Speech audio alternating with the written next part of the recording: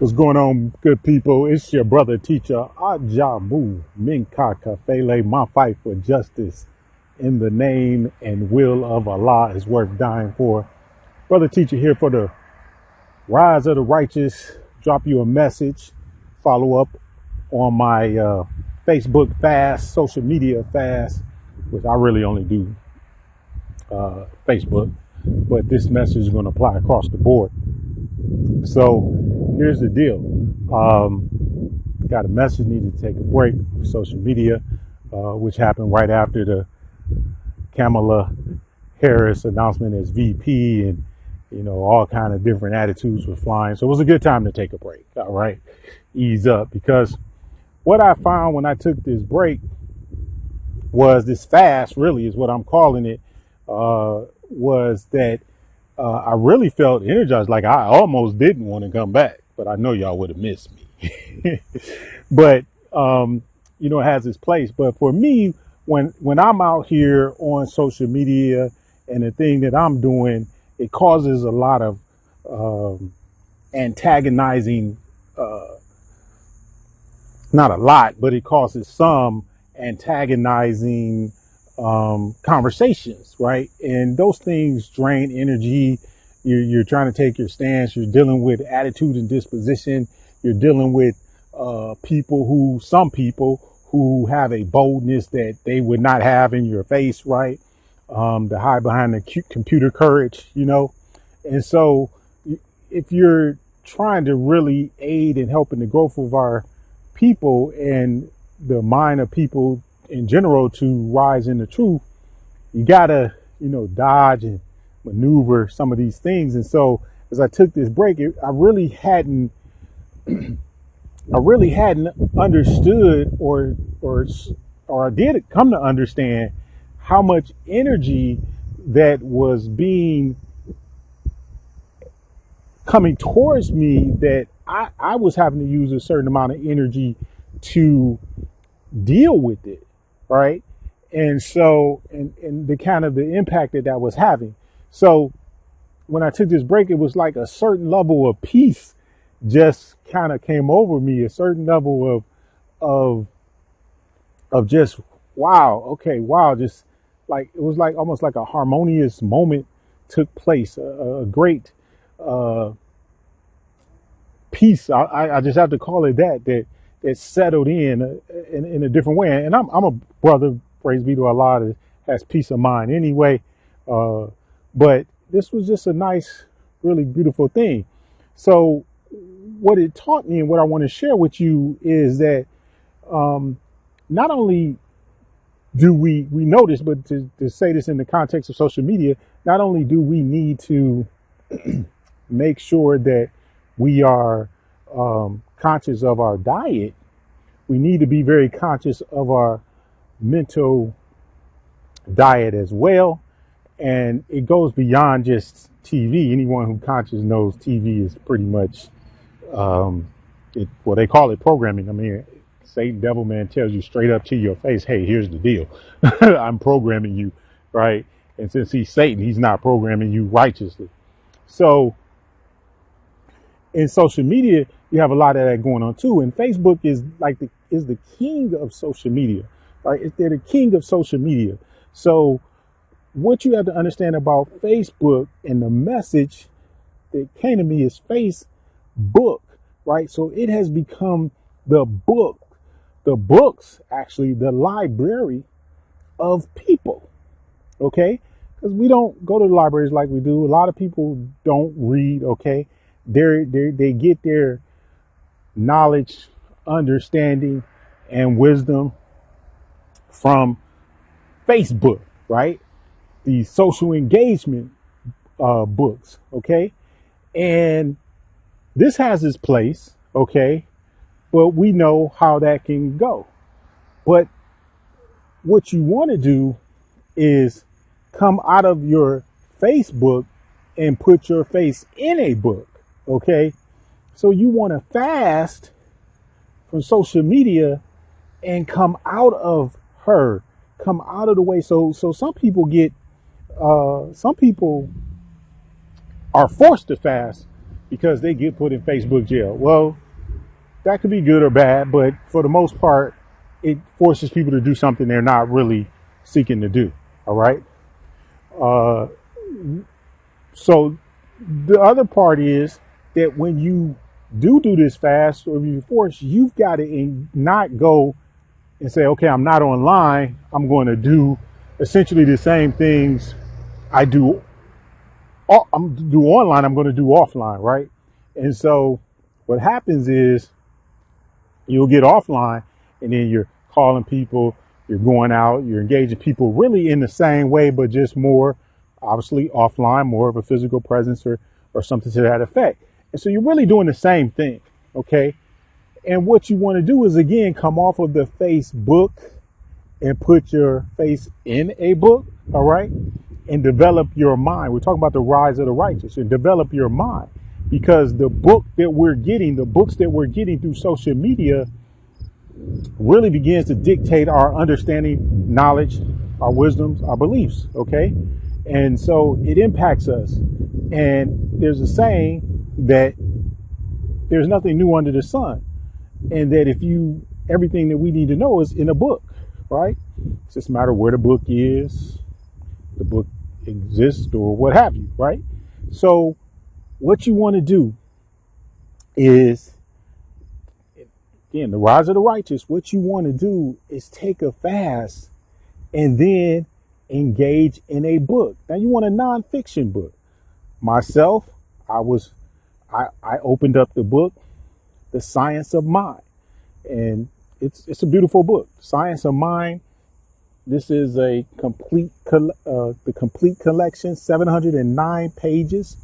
Okay, that I'm going to be reading through, and it's allowing me to expand my mind. It's allowing me to feed my mind those edifying things that take me to a higher state. All right. So that I can better deal in the social media realms. I can better deal in the physical realms. Okay. Because it's the mind. Understand that the brain is a conductor of the energy of the mind. The mind has no limitations that we know of. What's its capacity? What space does it fill? Is your mind just limited to your brain? Absolutely not. Okay. The brain is a conductor. And so you come out of Facebook, you put your face in a book, in a nonfiction book that edifies yourself, and you elevate yourself to greater heights and greater understanding. Now, where do we see this? I want to bring some scriptures up out of the Bible, or some verses up out of the Bible, to hone in on the reality of what we're dealing with in these times, okay, that justify or speak to the reason we need to be fasting from social media and putting our face in an actual book. Okay. So that we can become masters of the mind. Okay. Masters of the mind is where you just basically elevate your divine. There's no limit to it. So you want to be constantly mastering of the mind. So let's take a look at some Bible verses that speak to why we need to be doing this, and specifically in these times with all this going on that is pulling our minds, pulling our emotions, directing us in ways, activities, and behaviors at this stage that defy, a lot of times just defy logic, defy common sense. We're seeing activity and people doing things that is just kind of like, what were you thinking? What is going on? Okay. And it's just exploding, and you're going to see more of that into this fall. You're going to see individual confrontations, likely in a way you just haven't seen, or in a number or an amount or occurrences in a way you haven't seen. Okay. And it speaks to the time of why we need to be saying, hey, okay, let me focus on my mind and let me start to do the things to master my mind. Okay. And why do you need to do this? Let's look at this Bible verse here. Okay. We're going to look at Ephesians 6:12. All right. And in that, and it says, It says, for we wrestle not against flesh and blood, but against principalities, against powers, against rulers of the darkness of this world, against spiritual wickedness in high places. So what does this have to do with fasting from Facebook, right? Well, we're talking about developing your mind. So let's look at this in detail because it speaks to why we must be about, those of us in pursuit of doing better, being better, elevating our divine consciousness, the pursuit of righteousness, why we must be developing this mind with proper content. Okay. So it says, we wrestle not against flesh and blood. Well, wait, was this a spook then? Does this mean not a human? Okay. Is this some alien or something like that we're wrestling against? Is it actually just some spirit thing that we can't see? Okay. Well, I'm going to submit to you that when it says we wrestle not against flesh and blood, it's speaking to a mindset. Okay. It's speaking to the mind of man. Okay. And not necessarily his physical capacity, meaning that you could have a frail human and you're a big, strong person and you're like, well, I can take this person out. But you could have a frail, structured human who has a masterful mind, a masterful intelligence. You see what the difference is? So then the battle with him is not a physical thing. It's not a flesh and blood thing in that sense. Okay. It's a mind thing, and mind is energy, right? Mind doesn't have a physical form. Okay. That's the brain. Okay. And the brain is that conductor for the mind.